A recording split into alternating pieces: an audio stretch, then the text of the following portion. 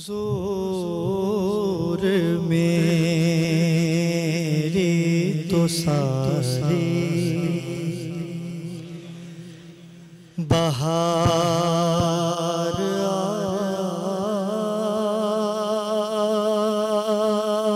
आप से है।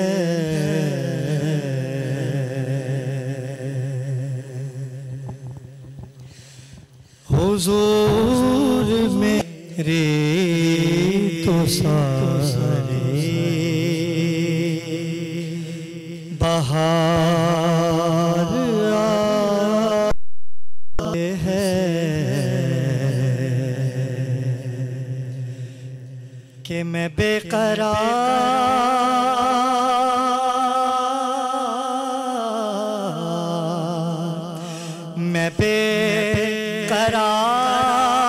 था।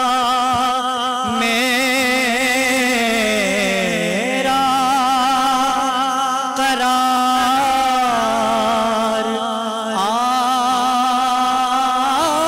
आपसे है।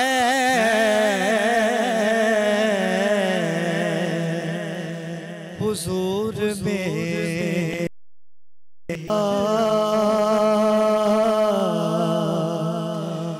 से है।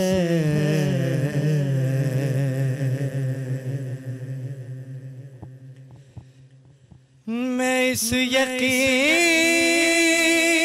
से जिंदा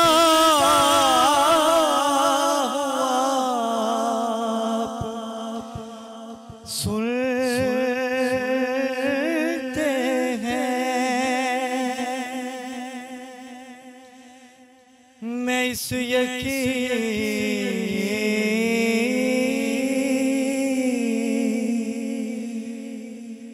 से जीता हूँ, आप सुनते हैं। मैं इस यकीन से जीता हूँ, मेरी हयात का दारो मदार आप से है। मेरी हयात का दारो मदार आप से है।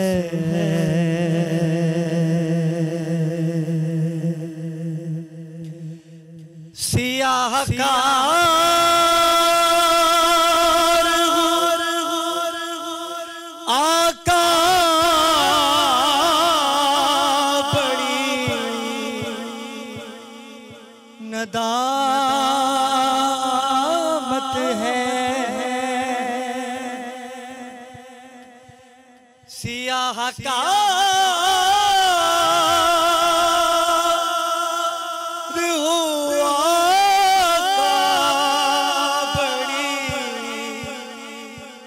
नदामत है। कसम खुदा मेरा वकार आप से है। कसम खुदा की ये मेरा वकार आप से है।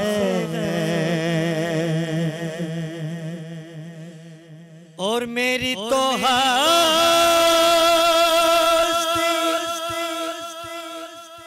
ही क्या है मेरे गरीब नवाज। मेरी तो हस्ती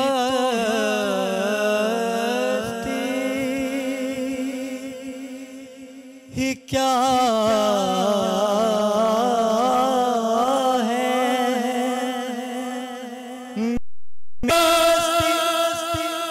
ही क्या है मेरे गरीब नवाज, ये जो मिल रहा है मुझे सारा प्यार आपसे है, मिल रहा है मुझे सारा प्यार आपसे है।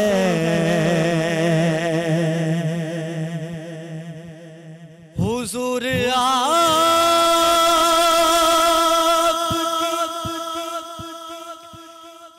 यादों में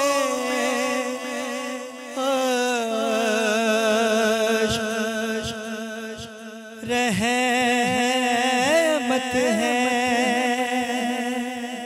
आपकी यादों में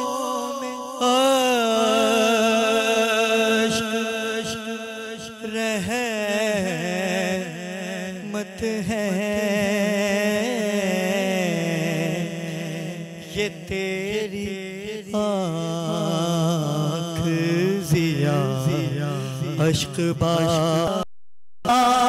था मेरा करार आपसे है। हुजूर मेरी तो सारी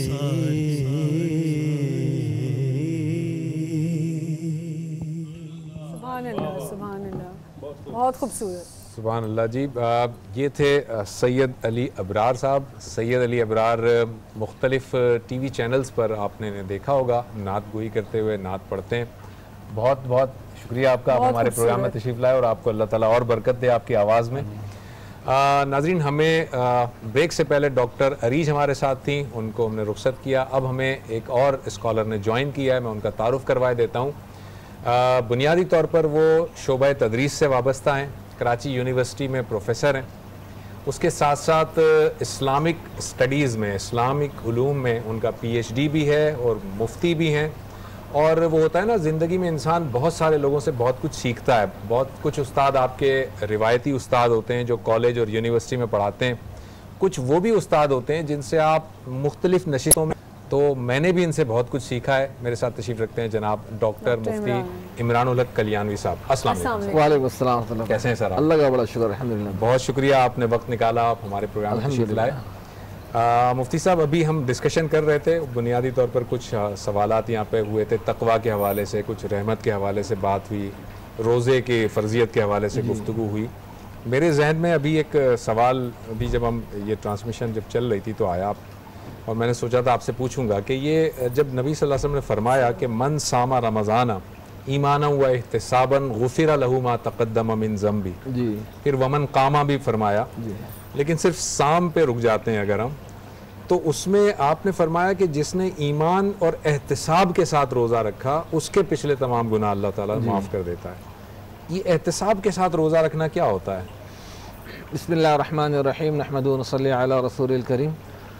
पहले तो आपको और आज चैनल को इसको बहुत मुबारक, रमज़ानुल मुबारक, देखने वालों को भी पूरे रमज़ानुल मुबारक। माशाल्लाह के अल्लाह पाक ने हमें फिर ये ज़िंदगी में बहार और मौके नसीब फरमाया कि हम आपके साथ बैठे हैं इस तरह। ईमान और एहतिसाब का मतलब ये है कि एक तो है कि बाई फोर्स बस रोज़ा रखना के बाद दिल नाखास था कि दिल नहीं चाह रहा, और बड़ी नागवारी के साथ रोज़े को वो समझ के एक बोझ माज़अल्लाह को रख रहा है कि जी मुझे फास्टिंग करनी है, सुबह से शाम तक भूखा रहना है, लेकिन दिल में तरह तरह के ख्यालात वसवसे कि रखूँ ना रखूँ, मौसम तेज़ है तो छोड़ दूँ, इस तरह की जो होती है ना, बस वो हाँ वसवसे आना कि उसमें कोई मजबूत अंदर से उसके लिए इमोशनल नहीं है, इमोशनलेस होकर रोज़ा रख रहा है कि बस रखना है, भुगतान है किसी तरह। ये तो हो गया एहतिसाब से हटकर। यहाँ पे रोज़ा रखना है, अल्लाह ने हम पे फ़र्ज़ किया, लेकिन साथ में उसके लिए जज्बात हो, एक अंदर से कुर्बानी का जज्बा हो, एक उसकी फीलिंग आ रही हो कि हाँ भाई रोज़ा है क्यों, मैंने जो रोज़ा रखा है उसका मकसद क्या है। जबरन कहारा नहीं रखा कि जी ज़बरदस्ती रखना है कि सपोज़ के माँ बाप ने ज़बरदस्ती डांट अपन किसी तरह टुल्ला मार लें, कुछ खा लें या अगले दिन का हम एक्सक्यूज़ कर दें, वो रोज़ा नहीं, बल्कि एक अंदर से खुद इंसान को ऐसी एहसास हो कि मैं अल्लाह को राज़ी करने के लिए अपनी पसंदीदा मरगूब चीज़ें अवेलेबल होते हुए भी उनसे मैं नज़र चुरा रहा हूँ और नहीं खा रहा इस्तेमाल कर रहा कि मेरा रब मुझसे राज़ी होगा। ये दर हकीकत एहतसाब की वो कैफियत है कि जो अल्लाह के रसूल सल्लल्लाहु अलैहि वसल्लम ने बयान फरमाई कि रोज़ा सिर्फ भूखे रह लेने का या फाकी कर लेने का नाम नहीं है, जिसको दूसरे जगह पे आपने जो इरशाद फरमाया कि हमने सुबह से खाना पीना छोड़ दिया, अब उसके बाद मालूम हुआ कि गालम गलोच भी कर रहे हैं, गीबतें भी कर रहे हैं, सिंगिंग भी सुन रहे हैं और वो फिल्में भी देख रहे हैं और बाज़ारों में जाके हम जो है वो नमाजों की छोड़ रहे हैं, तिजारतों में मशगूल हो गए, तो एहतसाब वाला जज्बा उसमें नज़र नहीं आ रहा कि रोज़ा रख लिया से कि सर से बोझ उतारना है कि जिस सुबह से शाम तक हमने अपने आप को भूखा रखा है तो हमारा फ़र्ज़ उतर गया। लेकिन अल्लाह भी इतने इंसाफ पसंद है कि कहते हैं कि तुम्हारा रोज़ा हमारे यहाँ काउंट हो गया, अब इसकी क़ज़ा नहीं है। हाँ। अल्लाह पाक देखें कितने रहीम बरक़ात, उसकी जो रोशनी, उसका नूर जो आना था वो चीज़ इसके अंदर नहीं मिलती। तो एहतसाब का मैं समझता हूँ जो मेरे टूटे फूटे अल्फाज में अगर मैं क्लियर कर सका तो यही मफहूम समझ में आता है कि इस तरह एहतसाब हासिल नहीं होता इंसान को। इन्होंने बड़ी जी आप फरमाइए, इन्होंने बड़ी खूबसूरत बात की एहतसाब की, जो आपने बात की मुझे याद आ गई फ़ौरन के एहतसाब ये है, मैंने फ़ौरन कर दिया था तो इसमें भूल जाता है, निकल जाता है, मौजूद कहीं और निकल जाता है। लन तनालुल बिर्रा हत्ता तुनफिकू मिम्मा तुहिब्बून, ये है एहतसाब कि तुम हरगिज़ भलाई को नहीं हासिल पा सकते जब तक कि तुम अपनी बेहतरीन चीज़, अब हमारी बेहतरीन चीज़ ग़िज़ा, खाना पीना, नींद, सोना, फरमाते हैं ना कि वो कलील क्या था, ताम कलील ताम कलील मनाम और कलील सोना तो खैर इस रमजान मुबारक में सारी मखलूक खूब बनाती है तो रमजान में ऐसी नींद आती है ना, सुरीली नींद के, बस वो तो अल्लाह का खास हतिया मैं समझता हूँ।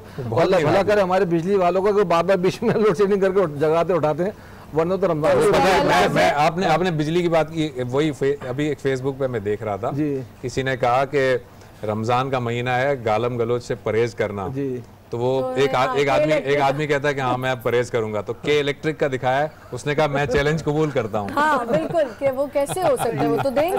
ऐसा होता है, कल देखें, कल तरावी शुरू होने वाली थी, फर्ज के लिए हम खड़े हो रहे हैं, लाइट गई, सारा सेटअप उलट होकर रह जाता है, हज़ारों तरावी पढ़ने वाले मौजूद हैं, मिनटों में जा रही, मिनटों में आ रही है। कुछ बता रही थी इसमें जी, वही मैं बताना ही चाह रही थी कि जो एहतसाब की बात हो रही है, इसमें एक और चीज़ जो बड़ी इंपॉर्टेंट है और जो हमें जहन में रखनी चाहिए, वो आदाब रोज़ा हैं कि हम जब एहतसाब की बात करते हैं, जैसे अल्लामा साहब ने कहा कि हमें अपने आप को खुद तैयार करना है कि हमने तमाम चीज़ें अवेलेबल हैं लेकिन हमने उस तरफ नहीं जाना क्योंकि अल्लाह रब्बुल इज़्ज़त का हुक्म नहीं है।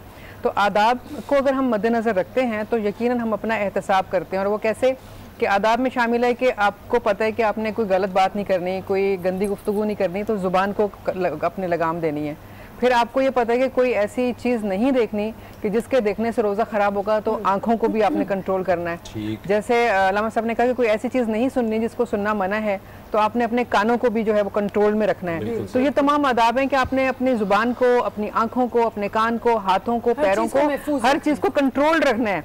ये आपका अपना एहतसाब है कि आप खुद से जो है वो कंट्रोल कर रहे हैं कि मुझे ऐसा काम नहीं करना कि जिससे मेरे रोज़े में जो है वो दरार पड़ जाए, या वो जो हमने कहा कि रोज़ा एक ढाल है, वो ढाल कहीं फट ना जाए, तो हमने कोई बुराई नहीं करनी। और उसके अलावा एक बड़ी इंपॉर्टेंट चीज़ ये है कि इन तमाम चीज़ों के साथ साथ अपनी ज़ुबान को और अपने दिल को जो है ना अल्लाह के ज़िक्र से तर रखना है।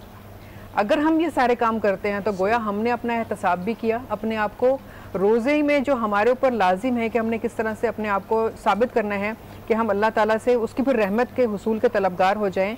तो हमने अगर ये तमाम चीज़ें कंट्रोल की और अपनी ज़ुबान को और अपने दिल को अल्लाह के ज़िक्र से तर रखा, तो फिर यकीनन हम जब दुआ रद्द नहीं होगी। बिल्कुल, ये वो इम्पोर्टेंट चीज़ें हैं।